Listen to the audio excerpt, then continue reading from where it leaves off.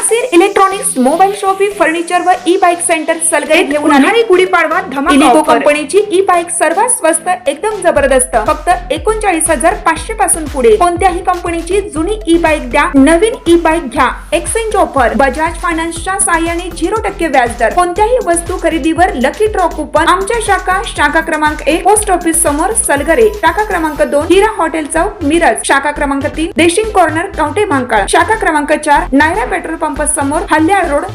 प्रत्येक बातमीतील घटनेच्या वास्तविकतेची तुलना थेट पाहत रहा चांगली अपडेट।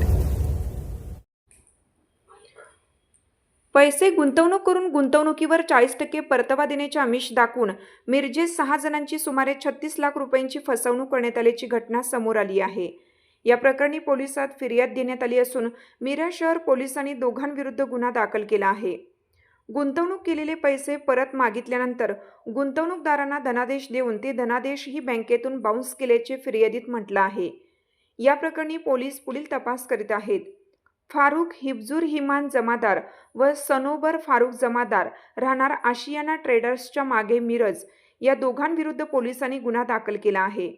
मुनीर अहमद गौस मनीर वय 44 राहणार मंगळवार पेठ झारी मस्जिद जवळ मिरज यांनी पोलिसात फिर्याद दिली आहे। मे ते ऑक्टोबर 2024 दरम्यान ही फसवणूक झाल्याची नोंद पोलिसात झाली आहे। फसवणुकीची रक्कम 36,68,500 रुपये इतकी आहे।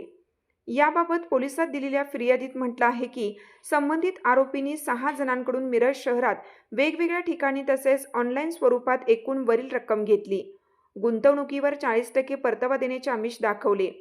सदर दोघांना दिलेल्या रकमेबाबत विचारलं असता वेळोवेळी उडवाउडवीची उत्तरे दिली।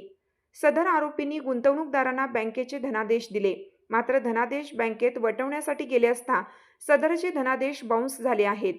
वरील दोघांनी मिरजेतील 6 जणांची सुमारे 36,68,500 रुपयांची फसवणूक केल्याचे फिर्यादीत म्हटलं आहे।